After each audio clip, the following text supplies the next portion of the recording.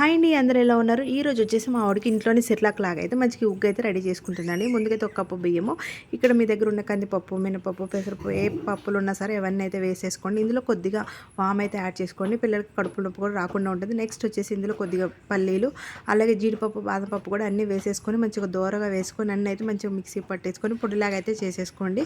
Mixie కూడా కొంచెం బరకగా పట్టుకోండి, మరీ మెత్తగా అయితే కాదు, కొంచెం బరకగా పట్టుకోండి. మనం ఇక్కడ వచ్చేసి ముందుగా అయితే నేను 2 స్పూన్ల దానికైతే ఒక 2 గ్లాసులు చిన్న టీ గ్లాస్ అయితే వాటర్ యాడ్ చేసుకొని అందులో కొద్దిగా సాల్ట్ అయితే యాడ్ చేసుకోండి. మనకి సాల్ట్ వేసుకుంటే టేస్ట్ కూడా చాలా బాగుంటుంది. వాటర్ మరుగుతున్నప్పుడు మనమైతే ఇందులో ఈ పొడిని అయితే వేసేసుకోండి. మీకు పొడి డైరెక్ట్గా వేసుకుంటే ఉండలాగా చుట్టిద్ది అనుకుంటే మనం సేమ్ రాగి జావా చేసుకుంటాం కదా, అలా ముందే పిండి ఒక 2 స్పూన్లు బౌల్లో కలిపేసుకొని తర్వాత వేసేసుకోండి.